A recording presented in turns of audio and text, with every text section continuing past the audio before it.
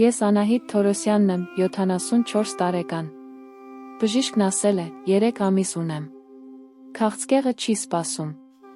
Բայց պետք է փոխանցեմ գաղտնիքը, որը մեր ընտանիքը պահպանել է 109 տարի։ Այստեղ, Արարատի ստորոտում, աճում են ծաղիկներ, որոնք աշխարհը կարծում է անհետացել են 1915-ին։ Իմ ծանծանուկը, Մարիամը, 16 տարեկան էր, երբ թուրք ժանդարմները եկան Վանի մեր գյուղը։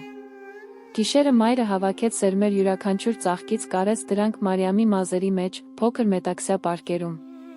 Դեր զորի անապատում, երբ ուրիշները մահանում էին ծարավից, Մարիամը ամեն գիշեր հանում էր մեկ սերմ թրջում իր արցունքով, որպեսզի չչորանա։ Դուք կապրեք, երբ ես մեռնեմ, շշնջում էր նա։ Դուք եք մեր վրեժը, մեր ներումը։ Հրաշքով Մարիամը հասավ Հայաստան։ 1929-ին տնկեց սերմերը այստեղ։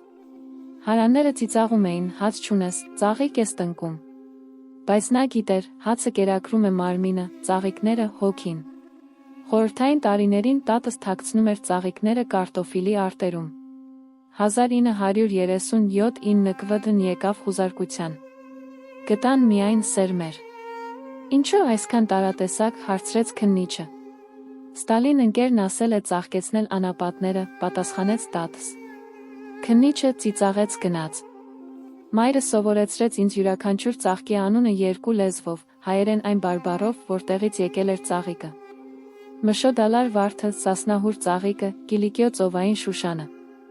Բայց ամենակարևորը Արցախի արցունքն էր, մանուշակագույն ծաղիկ, որը հայտնվում է միայն մեկ օր, ապրիլի 24-ին։ 1988-ի երկրաշարժը ավերեց մեր տունը։ Հայրս մահացավ փրկելով Հարանի երեխային։ Երբ վերադարձանք, ծաղիկները կանգուն էին։ Մայրս ասաց, նրանք ապրեցին 1915-ը, կապրեն ասա։ Մենք էլ կապրենք։ Ամուսինս, Վահագնը, երբեք չհասկացավ այգին։ Ինչու ես ժամանակ վատնում հին ծաղիկների վրա։ Ինչպես բացատրես, որ սրանք ոչ թե բույսեր են, այլ հոգիներ։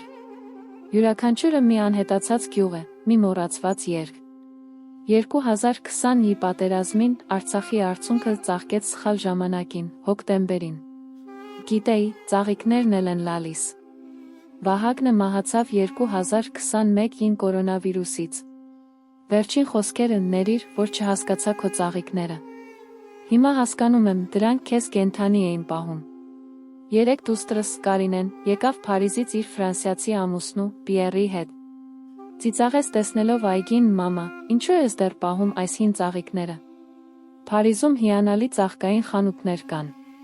Տարա նրան այգու խորքը։ Ծնկի իջա, ուժ չունեի կանգնելու։ Պատմեցի, թե ինչպես ծանծանուկը քայլել էր անապատով այս սերմերով։ Ինչպես տատը թաքցրել էր Ստալինից։ Ինչպես պապը մահացել էր երկրաշարժից։ Ինչպես հայրը հասկացել էր միայն մահվան մահճում։ Բացեցի մեր ընտանեկան մատյանը 109 տարվա գրառումներով։ Յուրաքանչյուր ծաղկի կողքին գրված էր, ում հիշատակին է տնկված։ Այս շուշանը, անապատում մեռած տատիկիս մոր։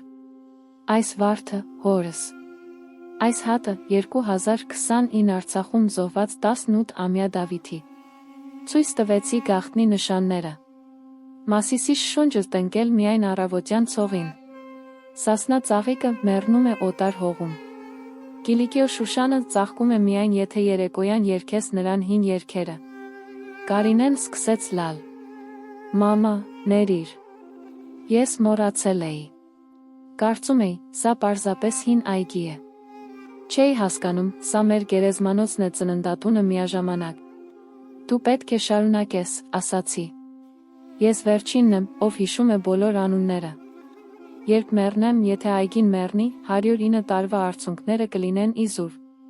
Կարինեն նայեց ամուսնուն, հետո ինձ։ Մամա, ես կմնամ։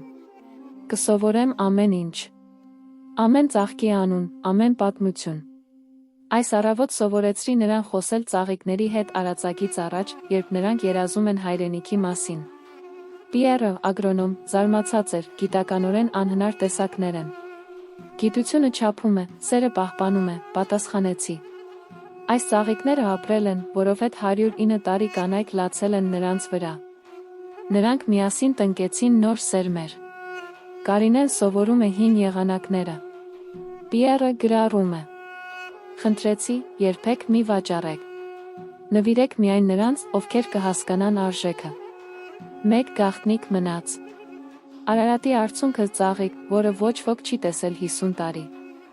Ասում են, ծաղկում է, երբ Հայաստանը իսկապես ազատ է։ Մայրս տեսել է 1918-ին։ Ես երբեք տվեցի սերմերը Կարինեին։ Երբ մեր զավակները չիմանան ինչ է պատերազմը, երբ սահմանները անվտանգ լինեն, տնկիր Արարատի դիմաց։ Երբ ծաղկի, իմացիր, ծանծանուկի երազանքը իրականացել է։ Իսկ եթե այդ օրը չկա, հարցրեց նա։ Կգա։ Մենք հայ կանայք ենք։ Գիտենք սպասել։ Երբ Արը մայր մտավ Արարատի ետում, Կարինեն երգում էր Կիլիկիո Շուշանին, նույն երգը, որ տատս երգել է։ Փակեցի աչքերս, ժպտացի։ Արարատի ստորոտում 1915-ի ծաղիկները դեռ ծաղկում են։ Մի աղջիկ, որը մոռացել էր արմատները, հիշել է։ Մի օտարազգի սովորում է խոսել ծաղիկների հետ հայերեն։ Եվ մի պառավ կին վերջապես կարող է հանգիստ փակել աչքերը։ Սա իմ հաղթանակն է մահվան դեմ։ Այգում, որտեղ յուրաքանչյուր ծաղիկ մի հոգի է, յուրաքանչյուր սերմ մի հույս է, Հայաստանի հավերժությունը շարունակվում է։